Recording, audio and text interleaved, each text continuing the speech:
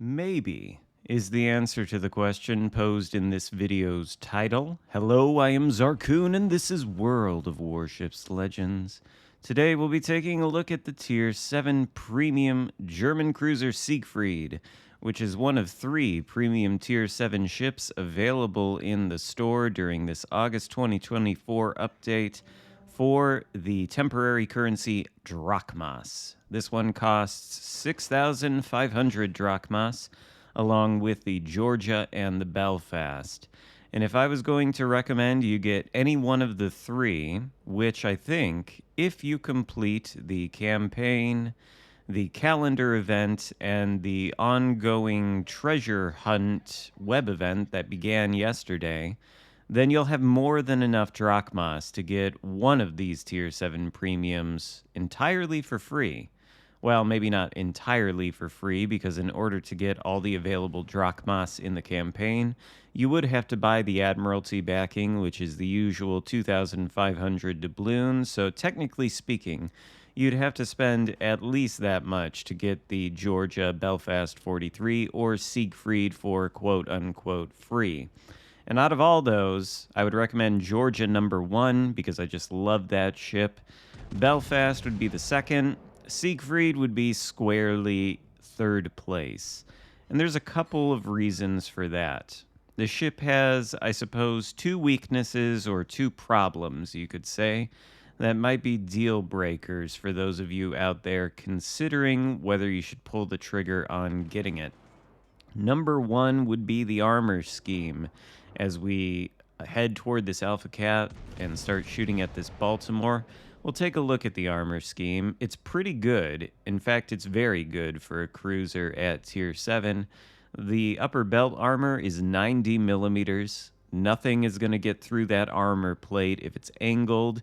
Even HE will shatter on it. It's very thick. Of course, it's got a belt armor, and it's got turtleback protection with 30 millimeter slopes. The turtleback, I think it is fairly effective, maybe less so against battleships, but definitely against cruisers. And of course, the 90 millimeter upper belt will bounce any battleship AP. Deck armor, like the Citadel slopes, is 30 millimeters too, so that's enough to bounce a lot of battleship caliber AP as well, although things like Georgia will overmatch it. But the bow armor is 26 millimeters, and the schnoz on this thing is gigantic. Stern armor is, of course, the same amount, but through the bow, which goes from the tip of the ship pretty much all the way to the front turret, there's a lot of real estate there.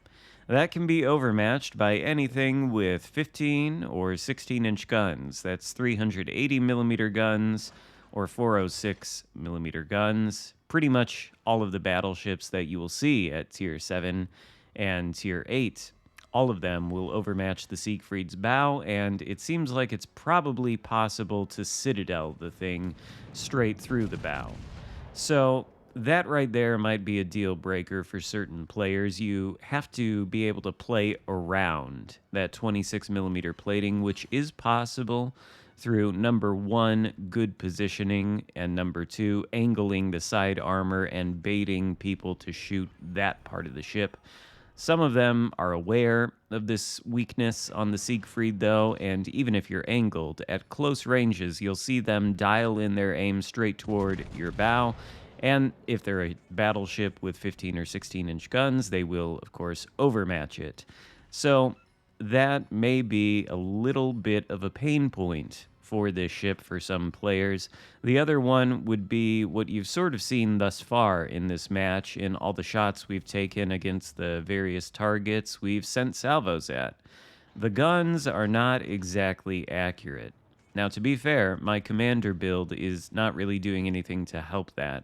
I'm running Gunther Lucians with Mikawa and Swirsky as inspirations to build into the concealment as much as I can. We've got the detectability down to 10.7 kilometers by sea, and that's crucial because the guns on Siegfried, there are 6 of them, are 380 millimeter or 15-inch guns. Basically the same things you would find on the Gneisenau or the Bismarck. These are true battleship caliber guns on a cruiser. There are a lot of other cruisers in this game, the super heavy ones like, say, Azuma or Stalingrad or Alaska, which technically have battleship caliber guns at 305. There are some battleships out there with guns that size, like Anhalt, I think, who's about to come around the corner, is one of them. But this is the only one in the game that has 15-inch guns, and therefore the ability to overmatch armor plating like 26 millimeters, which you'll find on some cruisers and even some battleships at these higher tiers. And of course, these guns can also punch through the citadels of battleships far across the map if they're giving broadside, just like any other battleship guns. And then in a brawl, of course, they can hit the citadel as well, and you've got torpedoes on either side of the ship, one of the calling cards, I suppose, of the German cruisers.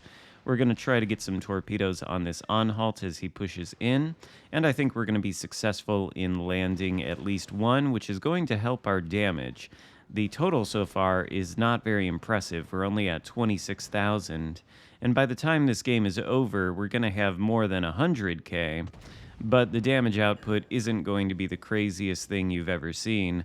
A lot of cruisers in this game are focused on DPM and dealing as much damage over time with fast reloading guns and fires as possible.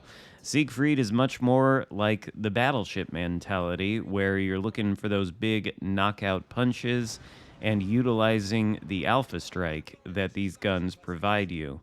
And the numbers on these guns are much like what you would expect on pretty much any battleship that has 380 millimeter guns and is German. In fact, I think they're a little bit better. The range, without building into it, is 17 kilometers. The reload time is 25 seconds. The 180-degree turret traverse time, which is part of the reason I'm using Gunther Lutyens, is 23.7 seconds. If you don't build into it, it's going to be more like 30 or even longer than that, and that can be a little bit of a problem if your intention is to push in and brawl. You want the turrets to traverse quickly so you can get them on target faster. But the maximum AP shell damage is 12,064. I want to say a lot of the German 380mm guns are more in the mid to high 11,000 damage range before you build into them. So these are pretty good numbers. And the rudder shift, I think, is also crucial on this ship, another part of the reason I'm using Gunther Lutyens. And you could even use the rudder shift mod in the third slot, as I did for a long time. But without that, with the propulsion mod and with Gunther Lutyens at the helm, we've got a 13-second rudder shift. This is important because if you're going to be pushing into enemy battleships in an attempt to torpedo them, you're going to want to show them the side armor so that their shells hit that rather than your bow. And in order to get all of your guns on target, you're going to want that rudder shift to move back and forth quickly, so you can open up the angle, fire a salvo, close it up again as the battleship is shooting, and hopefully catch all of his shells on your belt armor and bounce them, rather than have them go through your bow and potentially strike your citadel. So Gunther Lutyens is the commander I would recommend if you don't have any of the paid commanders. On the other hand, if you do have any of the paid commanders, the top choice for this thing would be Azerlane Graf Spee, which is a commander that was released in the game years ago and I don't think has come back very often since then. A lot of people might not have her, which is why I don't have her at the helm of the ship during this video. I wanted to keep in mind that probably most people that are looking to get this ship may only have the free commanders, and if that's the case for you, then Lutyens is a great choice. I've obviously used him through this entire battle, and we've had at least a moderate amount of success. We're one kill away from a Kraken, in fact. I was hoping that I would be able to post this video back-to-back with the Borodino Kraken I had yesterday, and this Kansas is a prime target for it. Take a look at, well, no, not this salvo. One of these salvos here in the dying minutes of this game is going to end up citadeling the Kansas, which is something unique to the Siegfried. Not a lot of other cruisers at the tier can do this. Maybe a Zuma, but it doesn't have 380mm guns. And there, you see what I was talking about earlier with the rudder shift and opening and closing the angle as you're pushing into a battleship. There's our Citadel. We close the angle as the Kansas shoots at us, and most of his shells hit the side armor and bounce off harmlessly. If he dials in his aim more toward the bow, you'll see us take more damage, but even at this kind of angle, I think we are protecting the Citadel from being hit, even though he does overmatch the bow there. You see, he does a fair bit of damage, but it's not catastrophic. We can continue our push and try to get the torpedoes on target, try to get another Citadel. He's closing the angle. But this is sort of the bread and butter of the Siegfried. This is not something you can do early on in the game, of course. That's why we're doing it in the dying moments. If you try to push straight in, like a lot of German battleship players do, for example, you're just going to get nuked instantly. This thing is still a cruiser, in spite of the fact it does have battleship-level guns and, to a large degree, battleship-level armor. There's another example of the armor bouncing Kansas shells, and Kansas is no slouch when it comes to main battery gun power. But it's still a cruiser, so you have to be careful with it. You have to be deliberate and cautious in your positioning. You've got to be smart with the angling. And if you can do all that, then sometimes you can have a lot of fun in the Siegfried. But I wouldn't call it a very consistently good ship. The guns are just too inaccurate, and the armor does have some problems to it, although you can play around those problems. So this one is at least a solid maybe. It's probably good out there for those German battleship enjoyers who are decent battleship players. But Georgia and Belfast 43 would still be the top recommendations. Hope you enjoyed the video. If so, give it a thumbs up, consider subscribing if you haven't already, and I'll see you next time. Goodbye.